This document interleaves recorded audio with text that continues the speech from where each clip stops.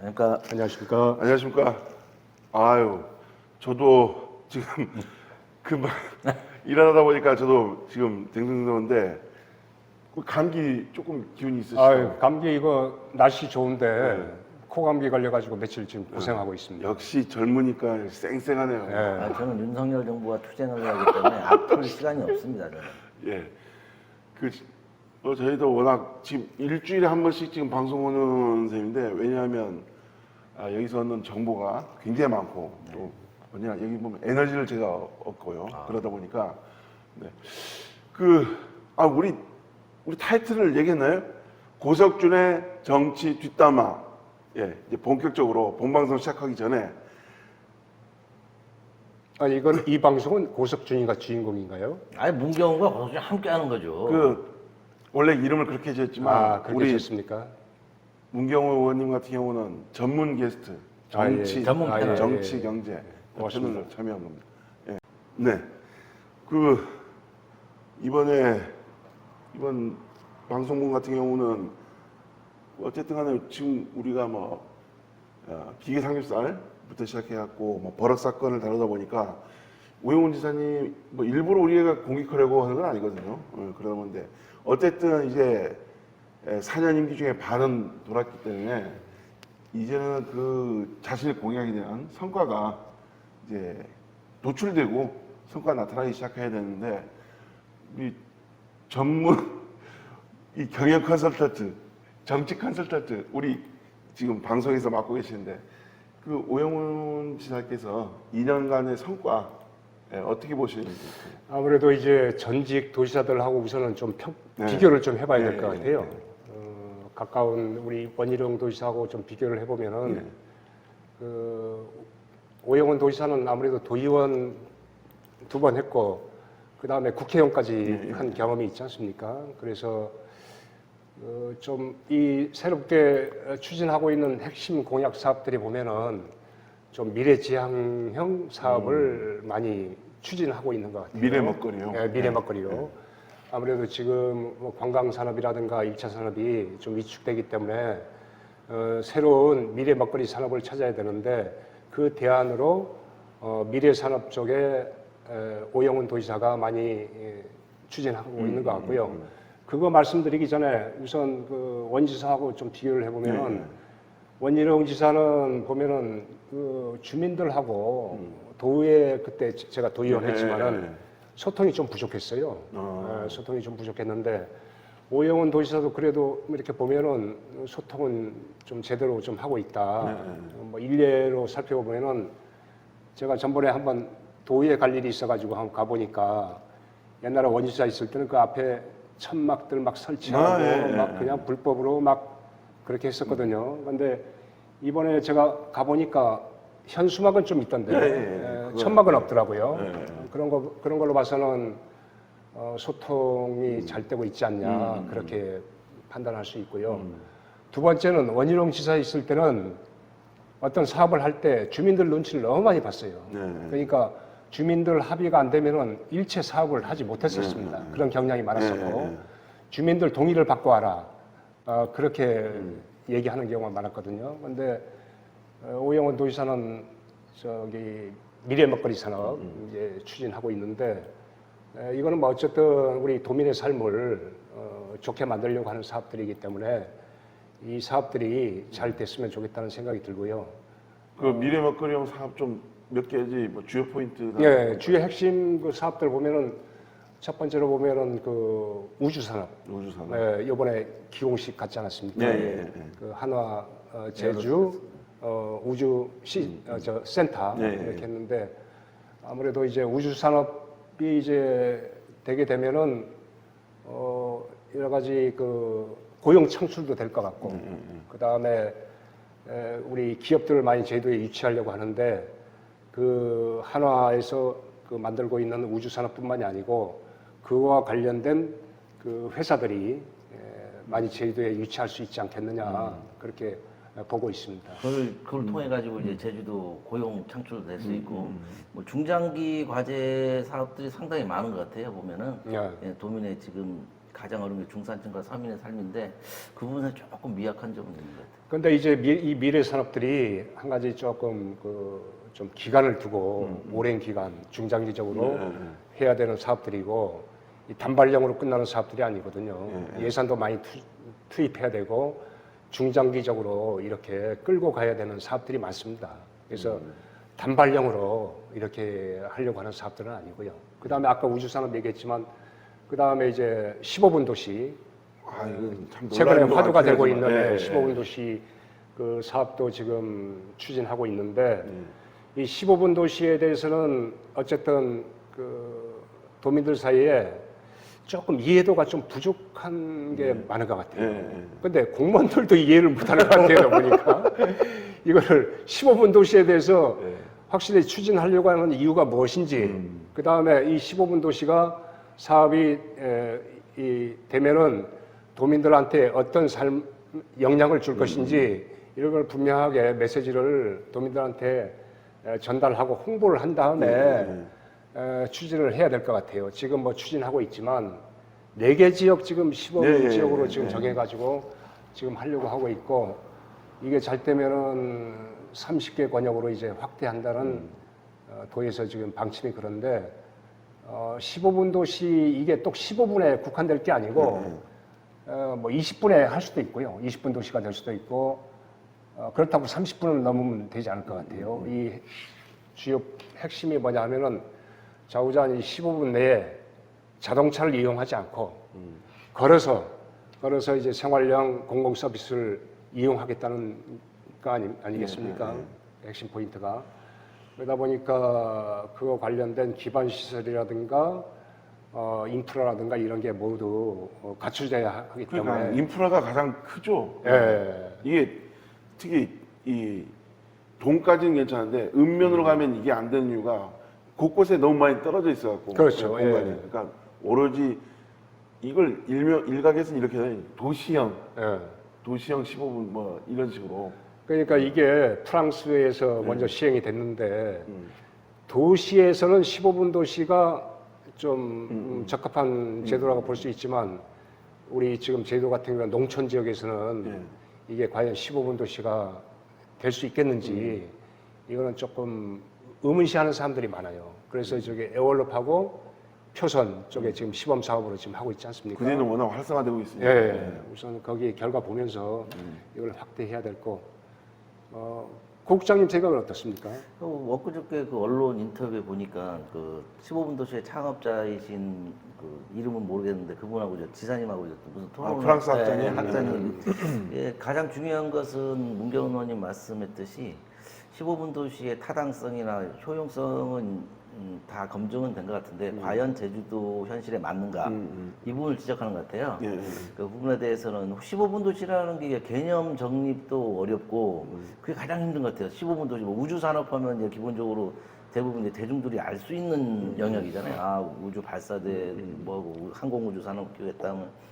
근데 15분 도시라는 게 이게 전문가들의 그들만의 영역인 것 같은 느낌이 드는 거예요. 그리고 일반 대중과 도민을 이해시키기에는 또 명분은 좋지만 과연 우리 현실에 맞는 것일까?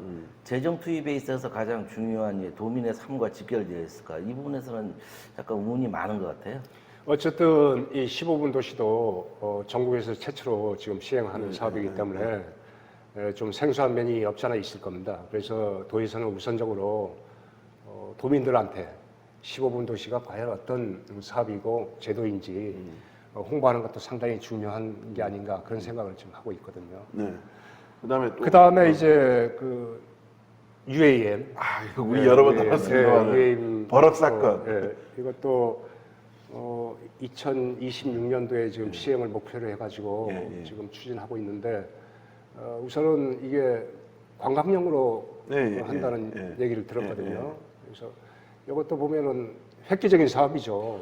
이게 이게 전국에서 이것도 최초로 시행되는 거거든요. 서울에서 시행하려고 했었는데 그 대통령실이 용산으로 이전하는 바람에 고도 문제라든가 이런 것 때문에 우선 제주도에서 먼저 시행이 될 것 같은데 이것도 관광용으로 잘 하면은 획기적인 그런 사업이 되지 않겠는가 그런 문경원 생각을 하고 의원님 있습니다. 말씀 듣다 보니까 우영훈 도정에서 펼치는 이제 중장기 계획에 이제 공통점을 하나 발견했어요. 얘기 중에 생각나는 건데 최초 사업에 너무 최초 타이틀에 그러니까 UAM도 최초고 이제 15분 도시 뭐 각종 이제 최초에 너무 이제 집중하다 보면 이제 실용적인 측면에서 실용적인 측면이 좀 소외되지 않을까 하는 그러니까 우려가 있네요. 이게- 얘기 듣다 보니까 다 최초예요. 이게 보니까 아직까지 검증이 안 된 사업이다 네, 보니까 리스크가 따르게 마련이고 혹시 제가 이게 의구심이 든 게 네. 약간 이렇게 든 게 뭐냐면 오 지사님이 삼성까지 생각하면서 장기 사업으로 가는 거 아닌가요?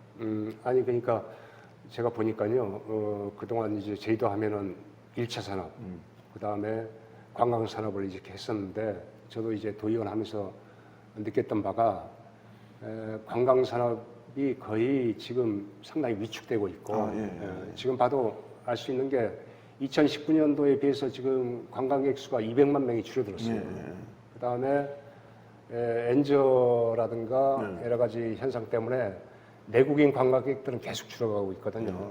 그러니까 웬만하면 해외로 일본이라든가 동남아로 가버리고 제주로 관광하는 메리트가 옛날보다 많이 없어졌기 때문에 그런 현상이 일어나는 것 같고 외국인은 좀 늘어나는 것 같은데 내국인 관광객 수가 점차 줄어들고 있다는 게 문제예요. 관광 사이트 보니까 어느 나라 도시를 또 얘기하면 또 뭐 하더라고 어느 모 동남아 지역은 제주도에서 2박 3일 하는 걸 그 비용이면 거기서 일주일간 보낼 수 있더라고 풀빌라 빌라.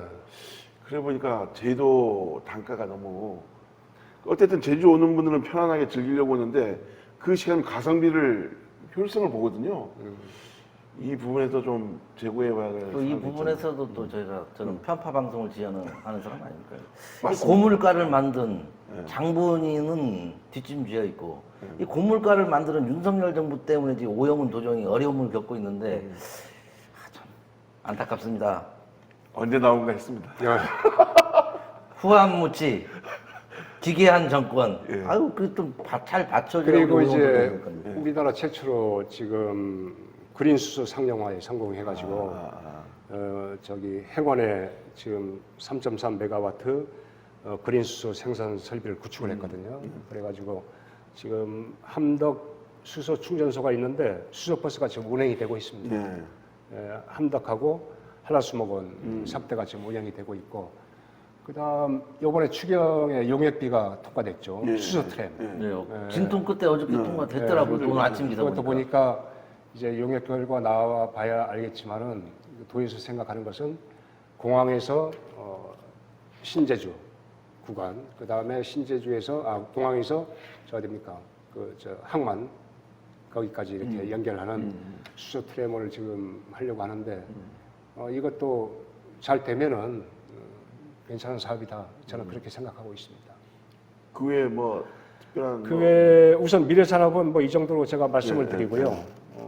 그 다음에 어쨌든 우리 그 도지사가 공약사업 15개 분야를 지금 추진하고 있는데 한국 매니페스토 실천본부에서 17개 시도시 공약 이행 평가를 보니까 SA 등급을 받았더라고요. 최고 등급. 예, 최고 등급을 받아가지고 이 공약 사업들은 아까도 말씀드렸듯이 단발형으로 끝나는 사업들은 아니고 중장기적으로 시행되는 사업이니까 이걸 좀 꾸준하게 예산을 투입하면서 중장기적으로 생각하면서 이 사업을 좀 해야 될 필요성이 있다 이렇게 생각을 하고 있습니다.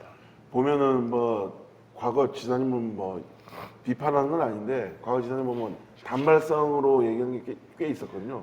지금 보면 오영훈 지사님 같은 경우는 다 중장기 프로젝트. 어쨌든 도민 이게 잘만 되면 미래 먹거리 제주도 같은 경우는 지정학적 위치 섬이기 때문에 제조업 이런 게 다 힘들거든요. 그런데 이제는 IT 사업, 뭐 우주 산업 이런 식으로 이러면 어쨌든 제주도는 유일하게 전국에서 뭐 대기업이 없는 대기업 브랜드가 없는 지역이거든요. 아마 지금 한화도 지금 와서 사업을 준비하고 있지만 이런 미래산업 같은 경우는 워낙 먹거리가 많다 보니까 그러니까 저 개인적인 생각은 이 미래 산업이 잘 돼가지고 다른 시도에서 우리 제주도 와서 벤치마킹 할 수 있도록 그렇게 했으면 좋을 것 같아요. 국장님이 오도정에 대해서 이해도가 상당히 높으신 것 같네요. 아까 우리 정치권에서는 뭐 삼선 이런 얘기는 하지도 못하는데 이 삼선을 염두에 중장기 플랜 위주로 가는 거 아닌가? 삼선 아주 오도정한 유화적인 것 같아요. 우리가 비판을 하려면 그에 대해서 그 문제점을 알아야 되기 때문에 예. 뭐 오로지 비판을 위한 비판을 하는 건 아니고요. 우리는 어쨌든 올바른 길로 우리가 컨트롤하자 이런 식으로 제안하자. 그런데 이제 한 가지 좀 아쉬운 점은 너무 미래 산업에만 치중하다 보니까 상대적으로 기존 향토 기업에 대한 관심은 좀 뒤떨어질 수가 있습니다. 향토. 전 방송에서 우리 의원님께서 향토 기업에 대한 지원이 필요하다는 말씀을 했는데 또 추경에서 우리 오 지사님께서 뭐 건설산업진흥을 위해 가지고 예산 투입도 이제 결정은 됐더라고요. 또 이 방송을 보셔서 그런 건지 좀 고무적으로 봤습니다. 뭐 제 자랑하기는 좀 그렇습니다. 향토 기업 그 방송 이후에 도의원 할 살린다고. 때 그 우리 제주도 향토 기업 우선 구매할 수 있는 중소기업들 제품을 우선 구매할 수 있는 조례를 제가 만들었거든요. 이쪽에도 관심과 지원이 필요하다고 저는 생각하고 있습니다. 잠깐만